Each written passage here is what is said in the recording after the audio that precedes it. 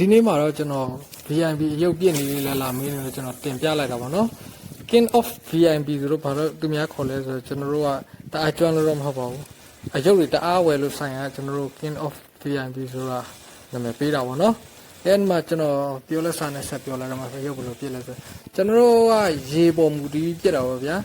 ရေကဥမာဆိုတလန်လောက်ရှိတယ်ဆိုပါတော့တလန်လောက်ရှိတယ်ဆိုရင်ကျွန်တော်တို့ကပြစ်ပြီးတော့ရေအောက်အရုပ်ကိုဒုံးဆိုကျသွားပြီဆိုတော့လည်းကျွန်တော်တို့ကဒီ9ချက်လောက်ဆွဲလိုက်ပြန်ရေးလိုက်9ချက်လောက်ဆွဲလိုက်ပြန်ရေးလိုက်လုပ်တယ်ရေပေါ်မူတည်ပြီးတော့ရေအရန်နဲ့ဆိုရင်တော့ကျွန်တော်တို့3ချက်လောက်ပဲဆွဲပါပေါ့နော်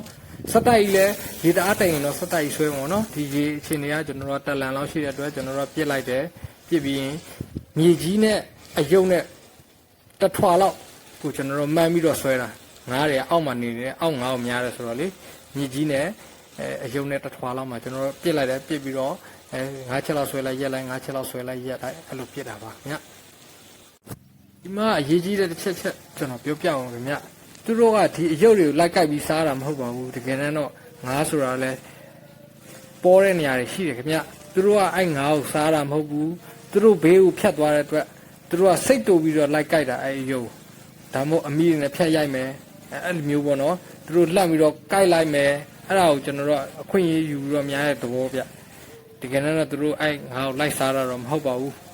အမဲလိုက်တဲ့ငါးတွေကိုများတဲ့ခါမှာတော့သူတို့ရဲ့အမဲပြန်လိုက်ခြင်းကိုခံရတာပေါ့ VIP တွေက